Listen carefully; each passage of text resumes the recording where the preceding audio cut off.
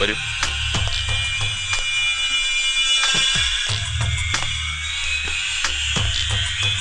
വേലു വലിയ കാളി ഭക്തനാണല്ലേ?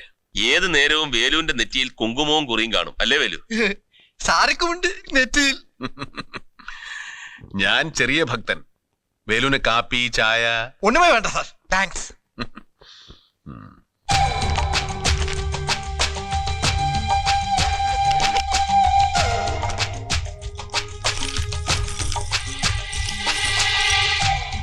ഈ മാല ഏതാ വേലു?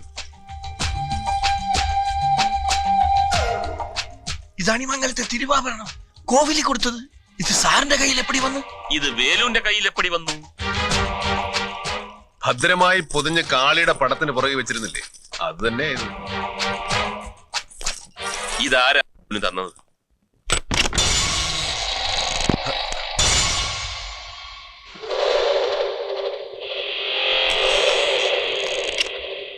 ഇയാളാണോ SAR ജുവലറിയുടെ owner Padmanabhanachari? അറിയില്ലേ വേലു? തനിക്കറിയാവടോ ഇയാളെ? അറിയാം. എങ്ങനെ അറിയാം? ഈ ഡ്യൂപ്ലിക്കേറ്റ് മാലയും കുറെ ഉറുപ്പികയും ഞാൻ വേലുവിന് കൊടുത്തിട്ടുണ്ട്. എന്തിന്? അത് അണിമംഗലത്തുള്ള ഇതിന്റെ ഒറിജിനലിന് വേണ്ടി. ഉറുപ്പിക എന്ന് പറഞ്ഞു. എത്ര കൊടുത്തു? 8 ലക്ഷം കൊടുത്തു. ഒരുമിച്ച് കൊടുത്തോ അതോ പലപ്പോഴായി. ഇതിനൊക്കെ എന്തെങ്കിലും രേഖയുണ്ടോ? പണം കൊടുത്തതിന് പുറമെ 18 സെന്റ് ഭൂമി ഇയാൾക്ക് ആധാരാക്കി കൊടുത്തു. അതിന്റെ രേഖയുണ്ട്. ഇത്രയൊക്കെ ചെയ്തിട്ടും ഒറിജിനൽ കിട്ടിയോ? ഇല്ല. അതെന്താ? തരാന്ന് ഏറ്റതിനിടയ്ക്ക അവിടെ ഒരു പെൺകുട്ടിയുടെ മരണം നടന്നത്. പിന്നെ അതെല്ലാം അമ്പലത്തിലേക്ക് മാറ്റി. കൊടുത്ത കാശ് തിരിച്ചു കിട്ടിയോ? കാശ് കിട്ടിയില്ല, സ്ഥലം മടക്കി തന്നു. താൻ എന്നാ വേലുവിന് മാല കൊടുത്തത്? 4 വർഷമായി. കൃത്യ ദിവസം ഓർമ്മയുണ്ടോ? ഓർമ്മയുണ്ട്. എന്താണ്? അണിമംഗലത്ത് ഒരു പെൺകുട്ടിയുടെ മരണം നടന്നില്ലേ, ആ രാത്രിയില്. അന്ന് നടന്ന സംഭവങ്ങളെല്ലാം ഒന്ന് ചുരുക്കി പറയാമോ?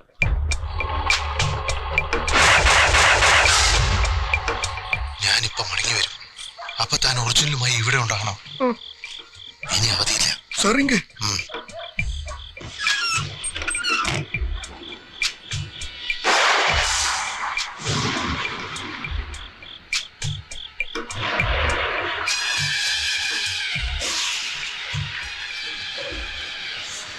പിന്നെ നടന്നൊന്നും എനിക്കറിയില്ല സാർ.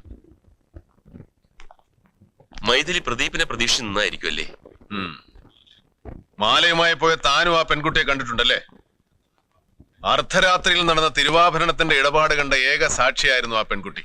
പിന്നെ ആ പെൺകുട്ടിയെ ജീവനോടെ ആരും കണ്ടിട്ടുമില്ല. പറയൂ, ആ കുട്ടിക്ക് എന്ത് സംഭവിച്ചു? എങ്ങനെയാണ് അപകടം സംഭവിച്ചത്? സ്റ്റെപ്പിൽ നിന്ന് ആ കുട്ടി എങ്ങനെ വീണു? വേലു സൂചി കണ്ടിട്ടില്ലേ? തുന്നുന്ന സൂചി. അതിന്റെ ദ്വാരത്തിന്റെ ഇടപോലും ഉണ്ടാവില്ല രക്ഷപ്പെടാൻ. അതുകൊണ്ട് ഉള്ള സത്യം പറഞ്ഞാൽ വേലുവിനും സുഖം, കേൾക്കുന്ന ഞങ്ങൾക്കും സുഖം. പറവേലു. കേട്ടില്ലേ? പറയണോ?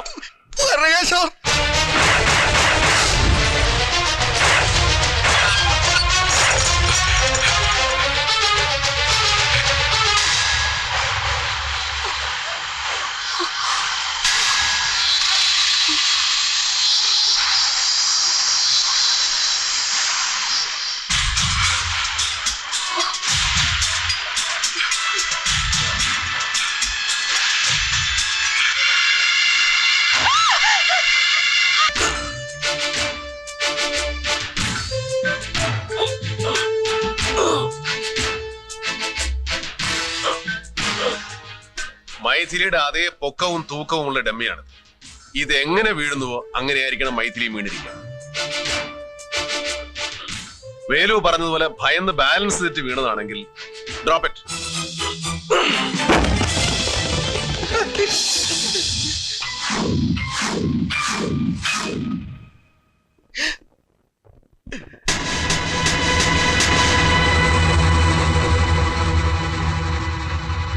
വേലൂര് കാര്യം മനസ്സിലായില്ലേ? മനസ്സിലാക്കി തരാം. 5.5 അടിയിലധികം ഉയരമുള്ള ആ പെൺകുട്ടി 2.5 അടി വീതിയുള്ള സ്റ്റെപ്പിലൂടെ എങ്ങനെയാണ് ഉരുണ്ടുരുണ്ട് കൃത്യമായി താഴെ വന്ന് വീഴുക? ഒരിക്കലും നടക്കില്ല വേലു. എങ്ങനെ വീണാലും ഈ ഫോട്ടോയിൽ കാണുന്ന പോലെ വീഴില്ല. ഈ സ്റ്റെപ്പിനോട് ചേർന്ന് ദാ ഇതുപോലെ ഒരിക്കലും കിടക്കില്ല. ഇനി യഥാർത്ഥത്തിൽ എന്താ സംഭവിച്ചെന്ന് ഞാൻ പറയട്ടെ. വേലു പറഞ്ഞതുപോലെ സ്റ്റെപ്പിൽ നിന്ന് വീണിട്ടല്ല ആ പെൺകുട്ടി മരിച്ചിരിക്കുന്നു. മറിച്ച് ഈ വീടിന്റെ തന്നെ മറ്റേതോ ഭാഗത്ത് വെച്ച് അവൾ കൊല്ലപ്പെട്ടു. അതിനുശേഷം ബോഡി ഇവിടെ കൊണ്ടുവന്നിട്ടു. അതല്ലേ സത്യം? ഇനിയും താൻ നുണ പറഞ്ഞാൽ കൂഴച്ചക്കയേക്കാൾ കൂടുതൽ കൊടയും. നടന്ന എന്താണെന്ന് പറയൂ. എവിടെ വെച്ച് എങ്ങനെയാ പെൺകുട്ടി കൊല്ലപ്പെട്ടു? സൊല്ലുവേലു, സൊല്ലപ്പാ. സാറ് പറഞ്ഞത് ശരിയാ. എന്റെ രൂപം കണ്ട് ഭയന്ന് അവൾ ഓടി. പക്ഷെ സ്റ്റെപ്പിൽ വീണില്ല. പിന്നെ സ്റ്റെപ്പ് ഇറങ്ങി പിന്നെ ഓടി.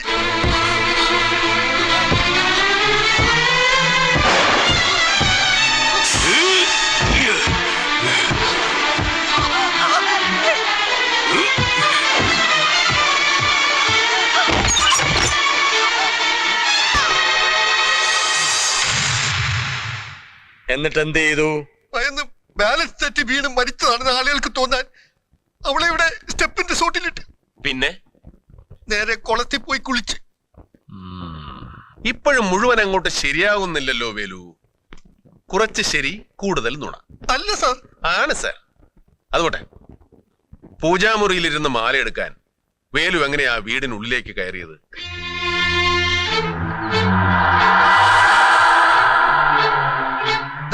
இந்த കോവണിയിലൂടെ. കോണിപ്പടി ഉണ്ടായാൽ മാത്രം പോരല്ലോ, അകത്ത് കിടക്കാൻ വാതിൽ വേണ്ടേ? വാതിലിருக்கு സാർ. ആ വാതിൽ തുറന്നിരുന്നു. ഉവ്വ് സാർ. വേലുവിന് വേണ്ടി അന്ന് രാത്രി ആ വാതിൽ തുറന്നു ആരാ?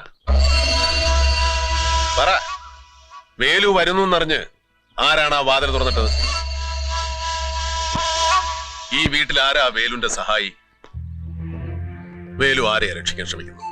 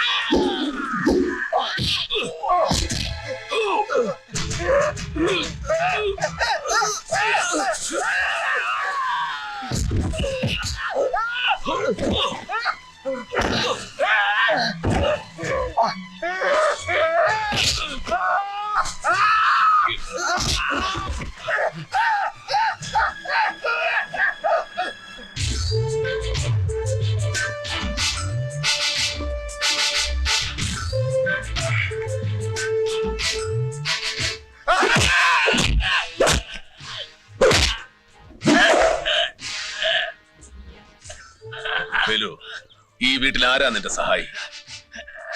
പറ വേലു. പറയാം.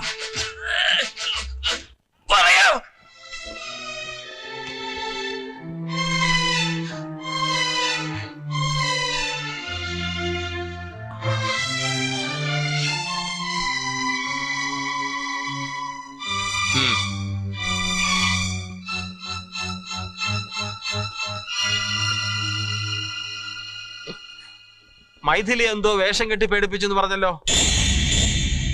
ഇതിനു മുമ്പ് ആരെങ്കിലും ഇങ്ങനെ വേഷം കെട്ടി പേടിപ്പിച്ചിട്ടുണ്ടോ? ശങ്കരേട്ടന്റെ ഭാര്യ ഉഷയെ. കൃഷ്ണൻ നായർ പറഞ്ഞു ഉഷയെ പേടിപ്പിക്കാൻ, അല്ലേ? വേലുവിന് കൃഷ്ണൻ നായർ എങ്ങനെ അറിയാം? എന്നെ അണിമംഗലത്ത് കൊണ്ട് ചേർത്തത് കൃഷ്ണ സാറാണ്. പണ്ട് ഇടയ്ക്ക് പൈസ ഒക്കെ തരാറുണ്ടോ? തരും. ഉഷയെ ഭയപ്പെടുത്തിയാൽ എന്ത് തന്നു? 500 രൂപ. ഉഷയുടെ മരണം മെഡിക്കൽ നെഗ്ലിജൻസോ വെറും കയ്യബദ്ധമോ അല്ല. മുൻകൂട്ടി തീരുമാനിച്ചുറപ്പിച്ച കൊലപാതകമായിരുന്നു. വളരെ സമർത്ഥമായി നിങ്ങൾ വേലുവിനെ ഉപയോഗിച്ചു. വീഴ്ചയിൽ ആ സ്ത്രീ മരിക്കാത്തതുകൊണ്ട് ആ കർമ്മം നിങ്ങൾ നേരിട്ട് നിർവഹിച്ചു, അല്ലടോ? എന്ത് ലാഭത്തിന് വേണ്ടിയാ നിങ്ങളത് ചെയ്തത്? അണിമംഗലം കുടുംബത്തിന്റെ ഭൂരിഭാഗം സ്വത്തിന്റെയും അതായത് 70% അവകാശി ശങ്കരേട്ടനാണ്. ശങ്കരേട്ടനാണെങ്കിൽ കുട്ടികളില്ല, ഭാര്യ നിത്യരോഗി. അവരെ ഒറ്റയടിക്ക് ഇല്ലാതാക്കിയാൽ... അതല്ല, ഉഷ അവരുടെ അടുത്ത ബന്ധത്തിൽ നിന്ന് ഒരു കുട്ടിയെ ദത്തെടുക്കാൻ തീരുമാനിച്ചു. അവര് വളരെയേറെ നിർബന്ധിച്ചത് കൊണ്ടാണ് ശങ്കരേട്ടൻ അതിന് സമ്മതിച്ചത്. അതോടെ 70% സ്വത്തിനും പുതിയ നാഥനായി. ആകെ ഒരു ശല്യം ആ സ്ത്രീ ആയിരുന്നില്ലേ? ആ ശല്യം കൂടെ നീങ്ങി കിട്ടിയാൽ ശങ്കരേട്ടനെ തുള്ളിക്കാനുള്ള താളമൊക്കെ ഡോക്ടർക്കറിയാം. ഹോസ്പിറ്റലോ റിസോർട്ടോ ചുളുവിലേക്ക് എന്താ സാധിച്ചുകൂടാത്തത്? എന്തൊരു ജാതകമാടോ തന്റെയൊക്കെ. ഇനി പറ, മൈഥിലിയുടെ മരണവുമായി നിങ്ങൾക്ക് എന്താണ് ബന്ധം? സത്യമായിട്ട് ഒരു ബന്ധവും ഇല്ല സാർ.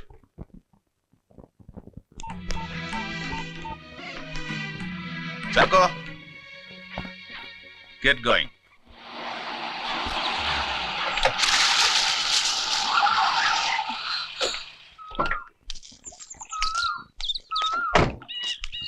ക്ഷേത്ര ദർശനമൊക്കെ കഴിഞ്ഞോ? കഴിഞ്ഞു. ഞങ്ങളോടൊപ്പം ഒന്ന് വരണം. എന്താ കാര്യം? അതൊക്കെ പറയാം, ഞങ്ങളെ ഫോളോ ചെയ്താൽ മതി.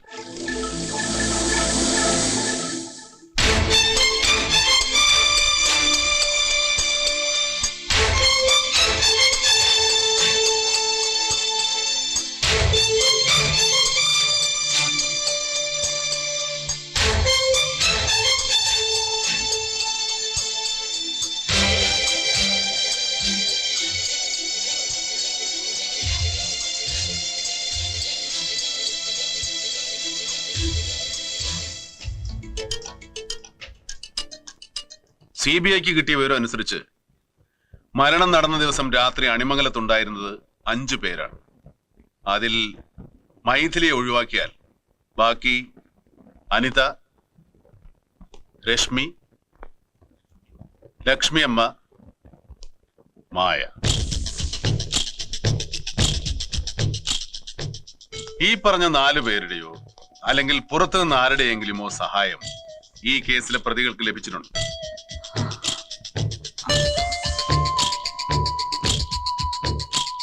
CBIക്ക് കേസിന്റെ അന്വേഷണം പൂർത്തിയാക്കണമെങ്കിൽ അതാരാണെന്ന് തിരിച്ചറിഞ്ഞേ മതിയോ?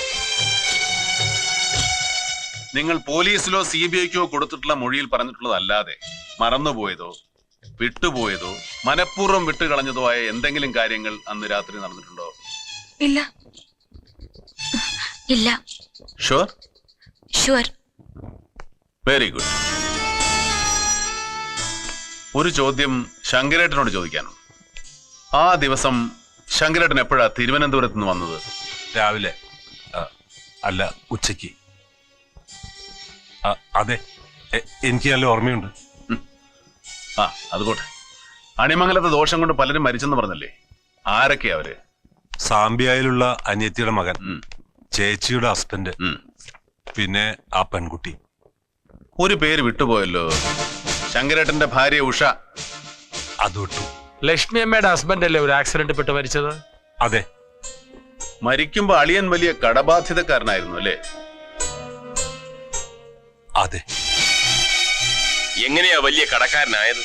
അറിയാൻ പാടില്ലാത്ത പല ബിസിനസ്സും ചെയ്ത് ഒക്കെ തൊലച്ചു. അച്ഛന്റെ സ്വത്തും സമ്പാദ്യവും അണിമംഗലത്തെ അമ്മയുടെ ഷെയറും എല്ലാം പോയി. ഇവൻ വെറുതെ കൊടുത്ത 5-6 ലക്ഷവും കളഞ്ഞു. പിന്നെ കടം വാങ്ങാൻ തുടങ്ങി അല്ലേ? അതെ. മായ എന്തെങ്കിലും സഹായം ചെയ്തിരുന്നോ? അച്ഛന് വേണ്ടി ഇവളും കുറെ കടം വാങ്ങി. ആരിൽ നിന്ന്? From my friend. അതാരാ friend? Akhilesh. Akhilesh auto finance, Akhilesh finance, Akhilesh exports. Akhilesh ആണോ പണം തന്നത്? അതെ. എന്നിട്ട് ആ പണം തിരികെ കൊടുത്തോ? കൊറേ കൊടുത്തു. തിരികെ കൊടുക്കാൻ എവിടെ നിന്ന് പണം കിട്ടി? ആര് തന്നു?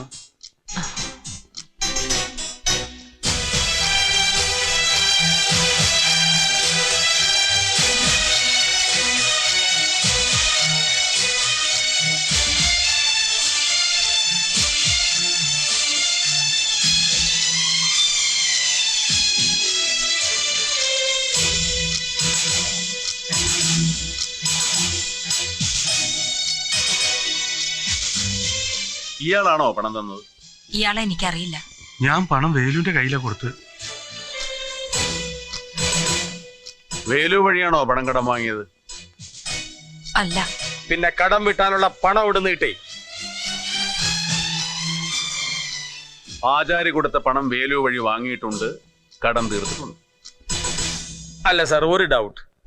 ആളെ നേരിട്ടറിയാതെ പരിചയമില്ലാതെ ഒരു സെക്യൂരിറ്റിയും ഇല്ലാതെ ഇക്കാലത്ത് ആരെങ്കിലും കടം കൊടുക്കുമോ? സെക്യൂരിറ്റി ഇല്ലെന്നാര് പറഞ്ഞു? സെക്യൂരിറ്റി ഇല്ലേ ആചാരി?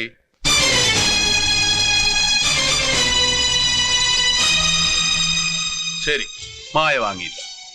വേറെ ആരെങ്കിലും വാങ്ങിയോ? ഇവരിങ്ങനെ മിണ്ടാതിരുന്നാൽ എങ്ങനെയാ ചാക്കോ? മിണ്ടിയെ തീരൂ സർ. ചാക്കോ, അതിഞ്ഞെടുത്തേ.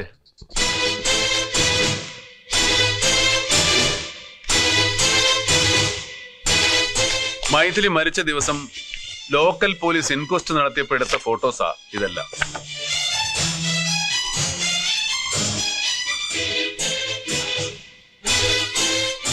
എന്തിനാ വിരലിൽ ഇതുപോലെ സാരി ചുറ്റിയിരിക്കുന്നത്? എന്തെങ്കിലും മറയ്ക്കാനാണോ ലക്ഷ്മിയമ്മേ? എന്തു മറയ്ക്കാൻ? ദാ, ഇത് മറയ്ക്കാൻ.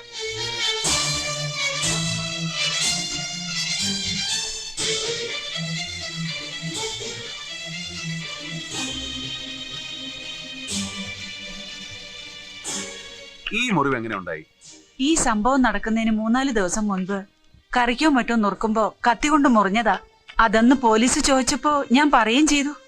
3-4 ദിവസം എന്ന് പറയുമ്പോ മൈഥിലി മരിക്കുന്നതിന് മുമ്പ്, അനിതയും കൂട്ടുകാരികളും മണിമംഗലത്ത് എത്തുന്നതിന് മുമ്പ്. അതെ. ഉറപ്പ്? അതെ, എനിക്ക് നല്ല ഓർമ്മയുണ്ട്.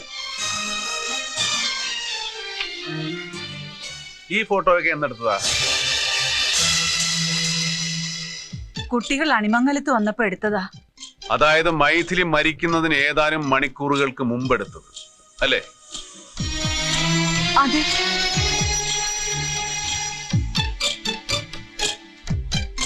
എന്നിട്ടെന്തേ ആ ഫോട്ടോയിൽ കാണുന്ന വിരലിൽ 3-4 ദിവസം മുമ്പുണ്ടായ മുറിവോ പ്ലാസ്റ്ററോ ഇല്ലാത്തത്? 3-4 ദിവസം മുമ്പുണ്ടായ മുറിവ് പെട്ടെന്ന് എങ്ങനെ അപ്രത്യക്ഷമായി? അടുത്ത ദിവസം വീണ്ടും ആ മുറിവ് എങ്ങനെയാണ് പ്രത്യക്ഷപ്പെട്ടത്? മുറിവ് എപ്പോഴാ ഉണ്ടായത്? എനിക്ക് നല്ല ഓർമ്മയില്ല. ചിലപ്പോ ആ കുട്ടി മരിച്ച ദിവസം രാവിലെ ആയിരിക്കും സാർ. ചിലപ്പോ ഒന്നുമല്ല, പെൺകുട്ടി മരിച്ച അന്ന് തന്നെയാണ് മുറിവുണ്ടായത്. അത് എങ്ങനെ ഉണ്ടായി? അതാണ് ചോദ്യം. അത് എനിക്ക് നല്ല ഓർമ്മയില്ല. ഞാൻ ഓർമ്മിപ്പിക്കാം. സ്വന്തം വീട്ടിലും വീട്ടിനടുത്തും ആവശ്യത്തിന് ഹോസ്പിറ്റൽസും ഡോക്ടേഴ്സും ഉണ്ടായിട്ടും എന്തിനാ ലക്ഷ്മിയമ്മയെ 22 കിലോമീറ്റർ ദൂരെയുള്ള കരുണ ഹോസ്പിറ്റലിൽ പോയി ഈ മുറിവിന് ചികിത്സിച്ചത്? 1.5 മാസത്തോളം നിങ്ങളെ ചികിത്സിച്ച ഡോക്ടർ മനോഹരൻ നിങ്ങളെയും നിങ്ങളുടെ കൂടെ അന്ന് കൂട്ടിരുവന്ന വേലുവിനെയും ഇന്ന് നന്നായി ഓർക്കുന്നു. ഡോക്ടർ മനോഹരൻ നിങ്ങൾക്ക് എഴുതി തന്ന പ്രിസ്ക്രിപ്ഷനായത്. വേലുവിന്റെ വീട് പരിശോധിച്ചപ്പോ കിട്ടിയതാ.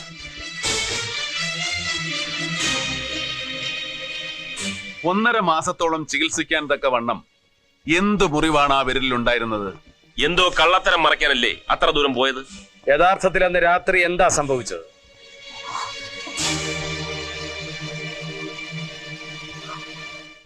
ഇനി പറയൂ ലക്ഷ്മിയമ്മേ, അന്ന് രാത്രി നടന്ന സംഭവത്തിൽ നിങ്ങളുടെ പങ്കെന്തായിരുന്നു?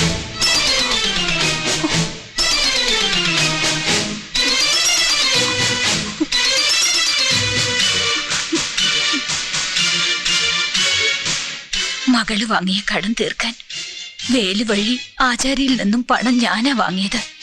അത് തിരികെ കൊടുക്കാൻ കഴിയാതെ വന്നപ്പോ പകരം തിരുവാഭരണം വേണമെന്ന് ആചാര്യ നിർബന്ധിച്ചു. ആ രാത്രി തിരുവാഭരണം കൊടുക്കാനുള്ള അവസാന ദിവസമായിരുന്നു. ആചാരി കൊടുത്ത ഡ്യൂപ്ലിക്കേറ്റ് ആഭരണവുമായി വേലു വന്നപ്പോ പൂജാമുറിയിലിരുന്ന ഒറിജിനലും എടുത്തുകൊണ്ട്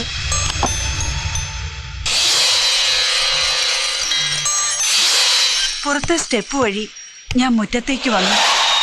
പ്രദീപിനോടല്ലേ ഞാൻ പറഞ്ഞത് വരണ്ടാന്ന്? പ്ലീസ് വരണ്ട, വേണ്ട.